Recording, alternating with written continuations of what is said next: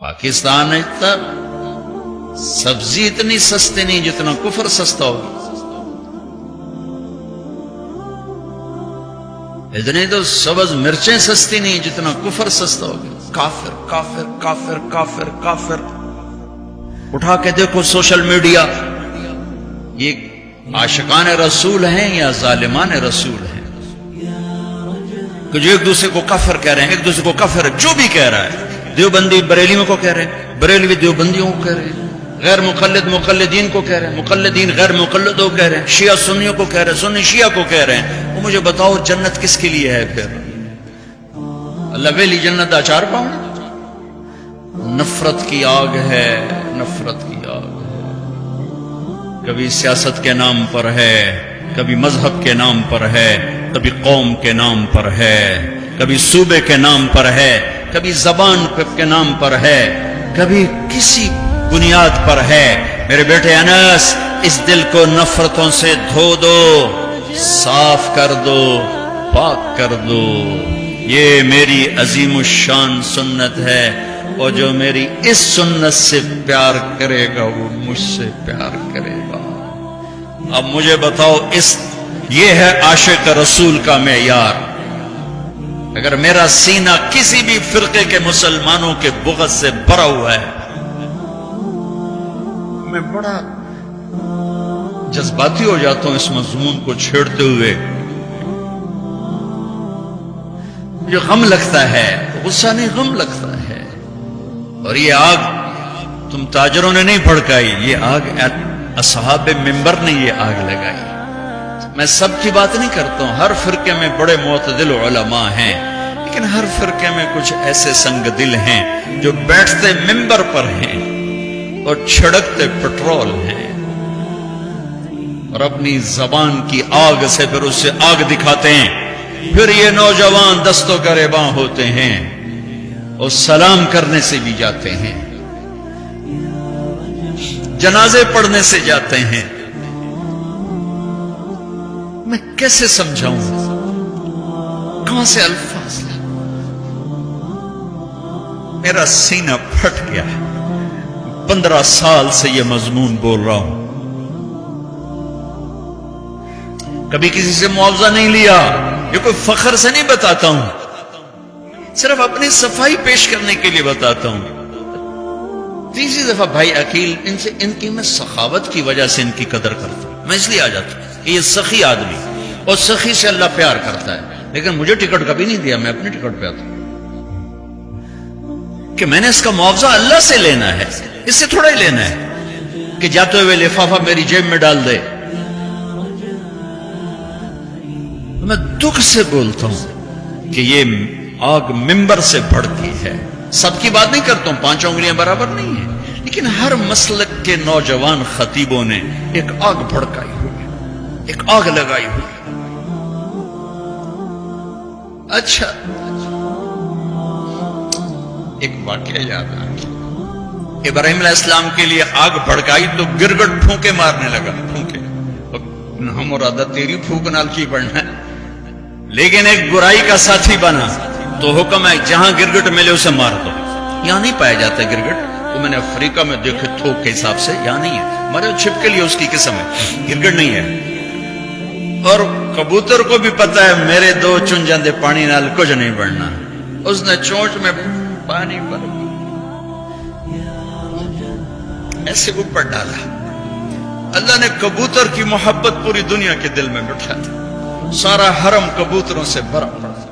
میرے نبی کا حرم کبوتروں سے بھرا پڑا ہے. اللہ کتنا قدر، اللہ کو پتہ ہے ایک قطرے پانی نال کے بڑھنا ہے. کبوتر کی چونچ دے پانی نال کے بڑھنا ہے. گرگٹ کی پھونک سے کوئی آگ بھڑک گئی، ایک برائی کا ساتھی بنا، حکم آ گیا جہاں ملے مار دیا جائے. کبوتر ایک اچھائی کا علمبردار بنا، حرم بھر دیا کبوتروں سے. دونوں حرم بھر دیے، کبوتروں کی محبت دلوں میں ڈال دی. کبوتر بادوں سے پوچھو کیسے اتنا بیوی سے پیار نہیں کرتے جتنا کبوتروں سے پیار کرتے. مجھے پتا ہے میں اس آگ کو نہیں بجھا سکتا، لیکن میں اللہ کے نبی کی بارگاہ میں کہہ سکوں گا یا رسول اللہ میں تو کبوتر بننے کی کوشش کرتا رہا. مجھے پتا ہے میرے چند قطروں سے کچھ نہیں ہوگا. ادھر پٹرول سے آگ جل رہی ہے, میرے کو پانی دیا 2 بونداں دے نال کی بڑھنا, لیکن میں کہتا رہوں گا, میں کہتا رہوں گا یہاں تک کہ میرا اللہ مجھے اپنے پاس بلا لے. میں کہتا رہوں, امت بنو, نفرتوں کی آگ کو بجھا دو. بڑی دنیا پھری ہے, جتنا اسپین میں جا کے دکھ ہوا کہیں نہیں ہوا. اس بات کا دکھ نہیں تھا کہ 800 سال کی حکومت ختم ہو گئی. دکھ اس پر میں مسجد قرطبہ میں کھڑا رو رہا تھا. میں اس بات پر نہیں رویا کہ مسجد گرجا بن گئی. گرجا بن چکی ہے, تھوڑی سی جگہ کور کی ہوئی ہے مسجد کی, لیکن وہاں نماز پڑھنے کی اجازت نہیں. باقی ساری مسجد گرجا بن چکی ہے. بڑے بڑے بت ہیں, بڑی بڑی تصویریں, بالکل سینٹر میں گرجا ہے. نہیں, اس میں نہیں رویا. رویا اس بات پر, محراب کے سامنے کھڑا تھا اور مجھے وہاں قرطبی نظر آ رہے تھے نماز پڑھاتے ہوئے, ابن عربی کے فلسفے نظر آ رہے تھے, اللہ کی معرفت کی گتھیاں سلجھا رہے تھے, بقی ابن مخلد کا درس حدیث نظر آ رہا تھا, قرطبی کا درس تفسیر نظر آ رہا تھا, یحییٰ بن یحییٰ اندلسی کے درس حدیث کی مجلس نظر آ رہی تھی. لیکن وہ میرے خوابوں میں تھا, باہر تو بت پڑے ہوئے تھے. اور میں جو دکھی ہوا کس بات پہ ہوا کہ جس وجہ سے اسپین کی مسجدیں گرجا بن گئی, 800 سالہ حکومت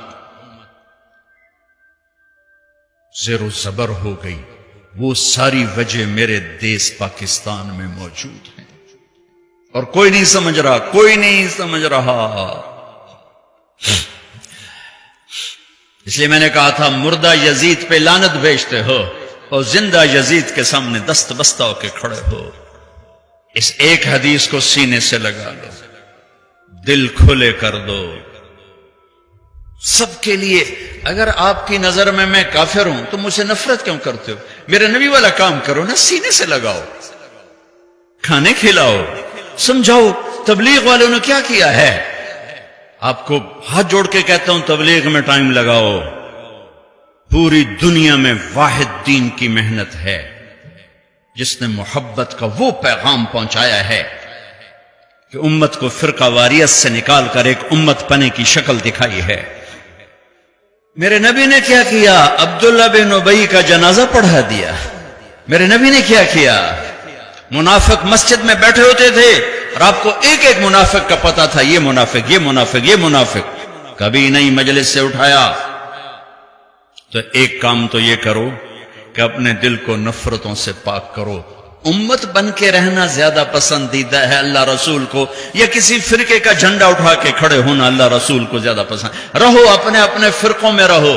میں تمام اسلامی فرقوں کو سلام پیش کرتا ہوں, لیکن میں یہ ہاتھ جوڑتا ہوں کہ یہ جو ایک دوسرے کے دست و گریباں ہو اور ایک دوسرے پر تم نے کفر کی توپیں چلائی ہوئی ہیں, اللہ کے واسطے انہیں محبت کے بول میں تبدیل کر دو.